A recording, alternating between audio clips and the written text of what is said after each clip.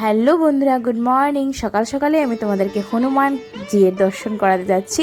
তো কালকে ছিল হনুমান জয়ন্তী, শনিবার ছিল, তো এখানে আমরা গিয়েছিলাম একটু হনুমান জির দর্শন করতে। তো আমার বর যখন অফিস থেকে এসেছে, তো অফিস থেকে আসার পর আমরা বললাম যে চলো ওইখানে পুজো হচ্ছে, আমরা চলে যাব। তো এখানে দেখো কত সুন্দর করে পুরোহিত মশাই শান্তির জল ছিটিয়ে দিচ্ছে, মানে পুজো হয়ে গেছে সকাল সকালে 11টার দিকে। তো আমরা এখানে গিয়ে একটু হনুমানজিকে দক্ষিণা দিয়ে তারপরে সিঁদুর পরে নিলাম। যেহেতু মা সীতা কমলা কালারের সিঁদুর পরেন, তো হনুমানজিও কিন্তু সিঁদুরটা লাগিয়েছিলেন। সিঁদুর লাগানোর কাহিনী একটা আছে। তো জয় শ্রীরাম, জয় বজরংবলী। তো হনুমানজির সাথে দর্শন হয়ে গেল আমাদের। তারপরে কিন্তু পুরোহিত মশাই আমাদেরকে লাড্ডু দিয়ে দিলেন। যেহেতু হনুমানজির প্রিয় লাড্ডু, তো লাড্ডু প্রসাদটাই কিন্তু আমি প্রথম আমার হাতে নিয়ে নিলাম। তো এখন দেখো কত সুন্দর করে এখানে পতাকা বিক্রি হচ্ছে। তো এখানে কিন্তু এই পতাকাটা কিন্তু অনেক জায়গায় লাগানো আছে, মন্দিরেও লাগানো আছে।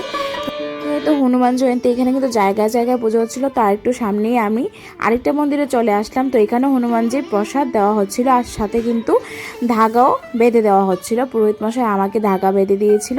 তো অনেক বড় লাইন ধরতে হয়, এখানে আমার লাইনটা ধরতে হয়নি ঠাকুরের কৃপায়। তো দেখো আমি সুন্দর করে হাতে ধাগাটা বেঁধে নিয়েছি। তারপর কিন্তু আমার বরমশাইও হাতে ধাগাটা বেঁধে নিয়েছে। ধাগা কিন্তু আগেই ছিল আমার বরমশাই, তো পুরোহিত মশাই এটাকে কেটে দিয়ে আবার সুন্দর করে নতুন করে পরিয়ে দিল। তো এটা কিন্তু রক্ষা কবচ বলতে পারো ধাগাটা।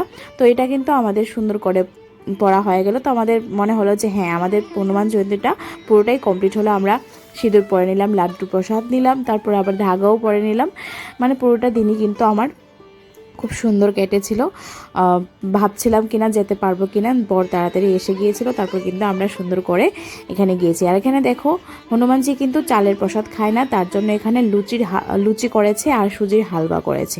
চালের প্রসাদ যেহেতু খায় না হনুমানজি, তার জন্য এখানে সুন্দর করে এইভাবেই প্রসাদ দেওয়া হয়েছিল। দুটো করে লুচি আর একটু হালুয়া, আর সঙ্গে একটা লাড্ডু তো মাস্ট বি থাকবে।